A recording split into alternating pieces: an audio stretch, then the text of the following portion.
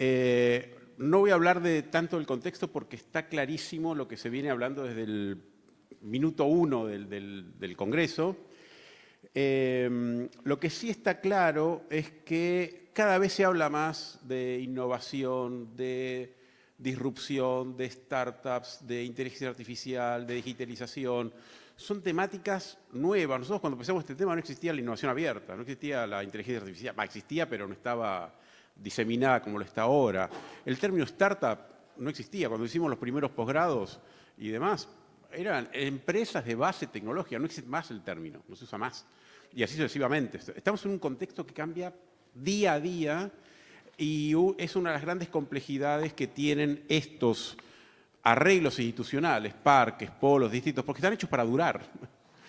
Y lleva mucho tiempo armarlos, pero como las condiciones cambian continuamente, hay que estar adaptándose continuamente. Una cosa que decía Eduardo, una de las máximas tensiones de los parques tecnológicos hoy es cómo integrarse al territorio, porque nacieron justamente para no estar integrados al territorio, lo mismo que un parque industrial. El parque industrial tradicional estaba para sacar afuera de la ciudad aquello que más o menos molestaba, pero que era importante para la ciudad. Y Eduardo decía, la mayoría de los parques son urbanos. No es que solamente son urbanos, sino que las ciudades tratan de convertirse en parques tecnológicos mismos. O sea, el concepto parque tecnológico también está en...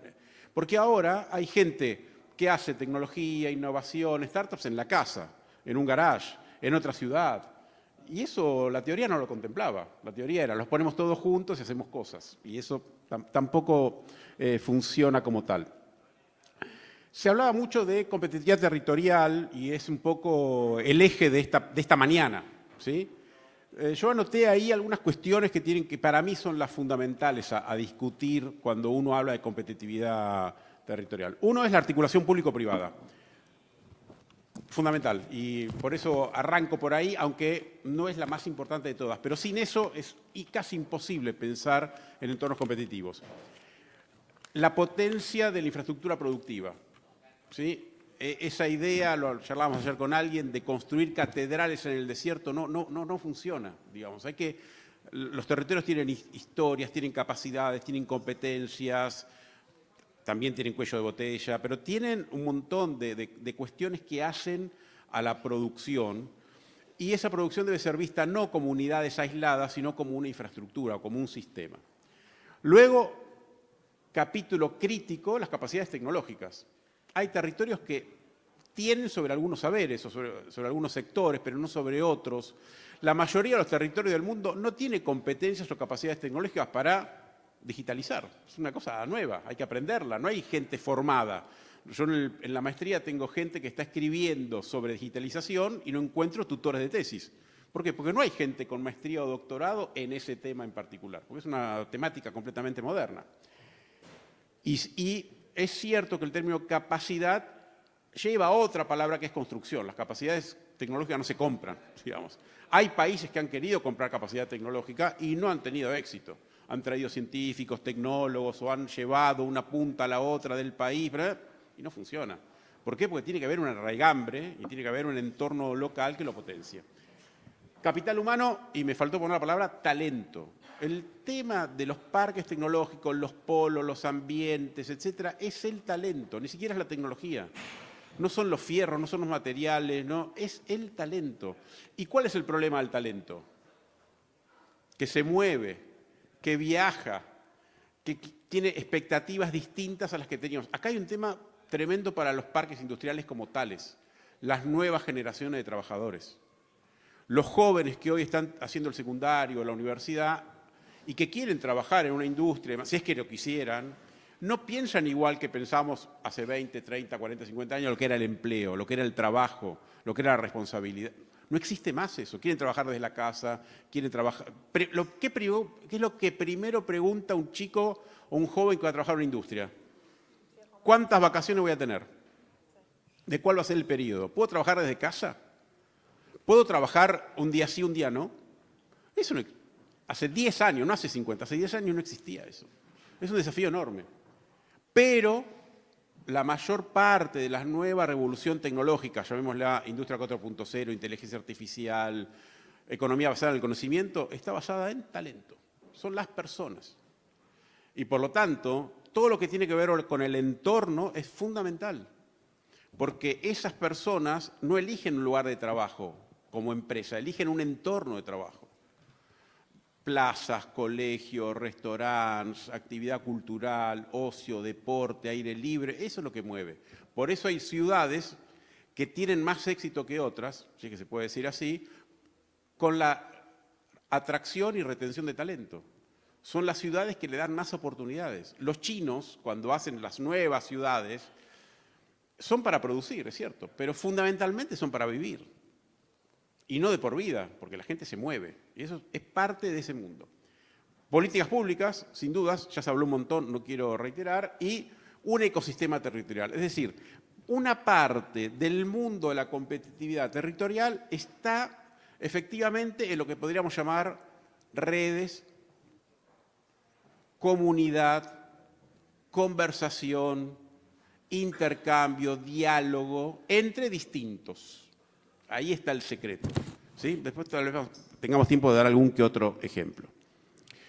¿Qué hace competitivo un territorio? Un territorio competitivo logra atraer inversiones. Son todas verdades de perogrullo, pero bueno. Crear, atraer y retener talento. Un colega brasileño dijo el otro día, y dejar fluir el talento. Porque es muy difícil retener hoy al talento, como se pensaba hace 5 o 10 años, porque el talento fluye o trabaja para otros lugares. Generar innovación, integrar cadenas de valor, si son globales mejor, exportar más y mejor, crear empleo de calidad y adaptarse al cambio.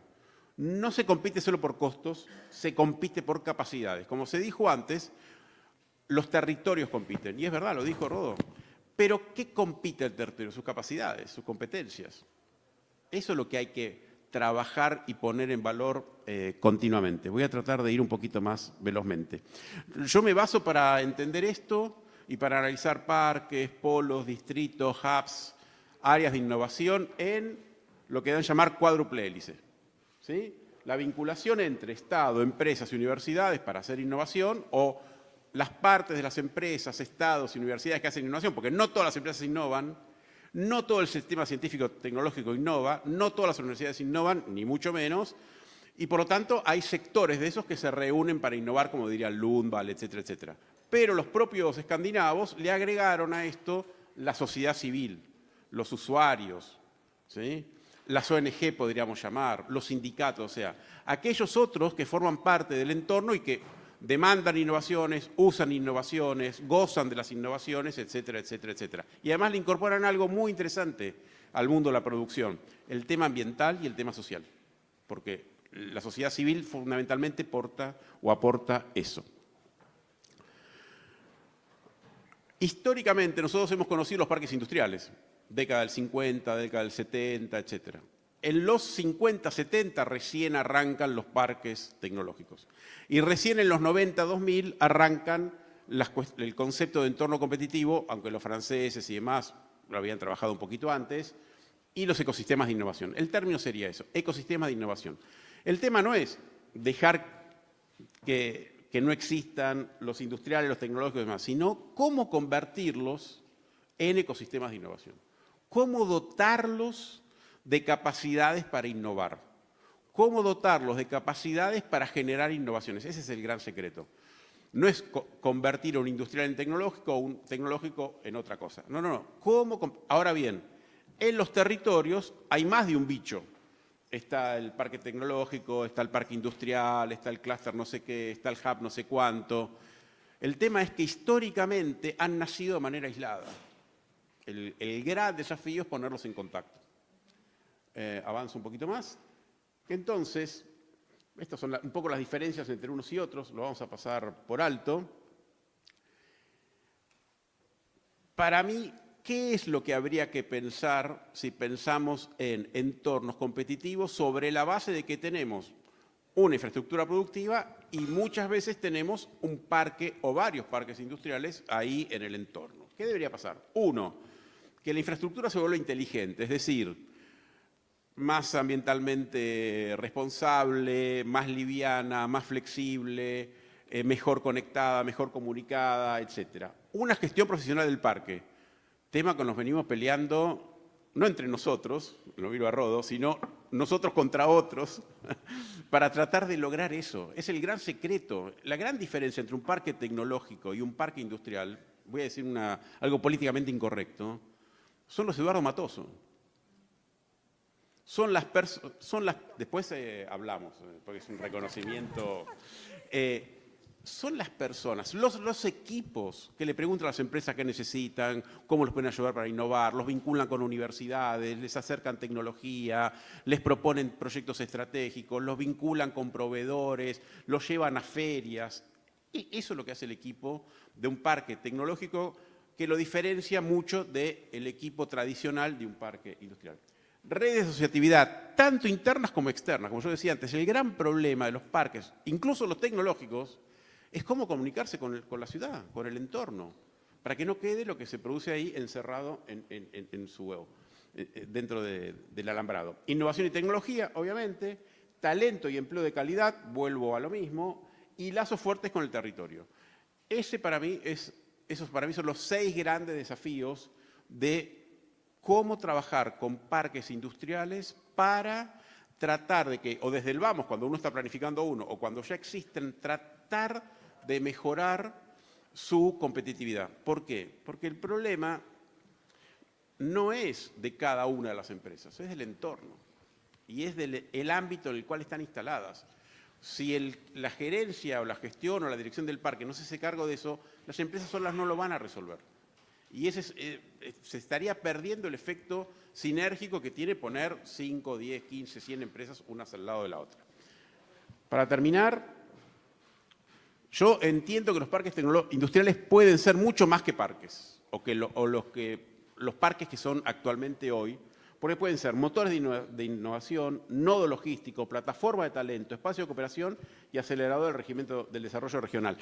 No por tener un parque ni siquiera tecnológico vamos a tener un territorio más innovador. No por tener un parque industrial vamos a tener un desarrollo local. Hay que trabajar incluso más para que eso pueda lograrse. El desafío no es ocupar el suelo, sino construir capacidades de relación, de conversación, de construcción de talento, etc. Voy a pasar más rápido esto.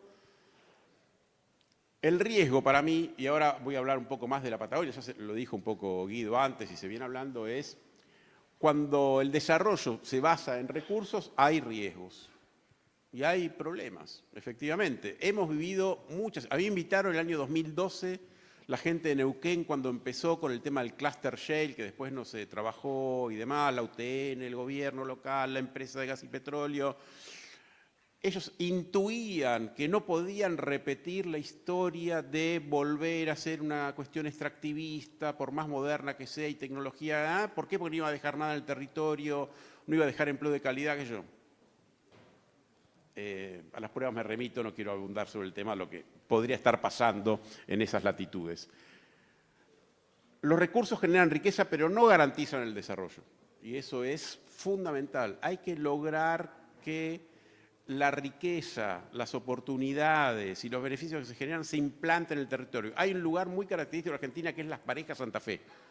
En Las Parejas, que todo lo que estudiamos desarrollo local lo ponemos como ejemplo, es un clúster metalmecánico impresionante, a 100 kilómetros de Rosario, 200 de Santa Fe. 600 fábricas, tractores, pulverizadoras, miles de trabajos, qué sé yo. En todas Las Parejas no hay ni un restaurante ni un hotel. O no había, por lo menos. La gente no se quedaba, ni siquiera para hacer algo el fin de semana. Las inversiones iban todas a Rosario. Hay que aprovechar eso, porque si esa riqueza y esas oportunidades y esas posibles futuras inversiones se van, no va a haber desarrollo. Va a haber crecimiento, va a haber producción, pero no va a haber desarrollo. Por lo tanto, lo que deberíamos evitar es esto de economías de enclave con baja integración local. Para mí el secreto es cómo generar integración local. Ese es el tema, de las cadenas de valor. Me acuerdo de un seminario en Panamá, habló el entonces presidente del Canal de Panamá, diciendo que se iban dentro de unos años, pero que ellos trabajaban con el desarrollo local. Y yo le pregunté, ¿y qué hacen con el desarrollo local? Bueno, dice, una vez contratamos una... No, pero... Más, y otro le pregunta, pero no hay... Sí, tenemos una empresa que hace ensaladas que le brinda a los trabajadores del Canal de Panamá. Esa era la concepción del desarrollo local. Estamos en el horno, arruinados, mal. Semejante empresa. Entonces, Los parques, y ahora vuelvo al tema de los parques. Para mí el objetivo, les doy letra, sería pasar de la extracción al agregado de valor, ya se dijo un montón, del enclave al ecosistema productivo y de la inversión aislada a la estrategia territorial provincial o regional. Sin estrategia y sin visión colectiva, esto no funciona. El gran aprendizaje que está viendo el mundo hoy es que los parques, los polos, los distritos, deben a su vez formar parte de una estrategia más global. Y esa estrategia no se construye desde la sumatoria de los actores, se suma o se construye de la visión compartida de los actores, que es distinto. Hay ejemplos en el mundo que hablan de esto y son las buenas lecciones o las lecciones aprendidas que mejoran muchísimo y frustran menos a los parques, porque si no hay que hacerlo todo, hay que convencer, exportar, venir, llevar, traer, formar, capacitar, invertir. No, hay un entorno que eso también podría ayudar a hacerlo. El futuro no está dado, se construye. La Patagonia tiene recursos extraordinarios. Este es el final, ¿eh? El desafío es transformarlos en valor e innovación. Desarrollar no es extraer, es transformar. Muchas gracias. Bueno, gracias, Esteban.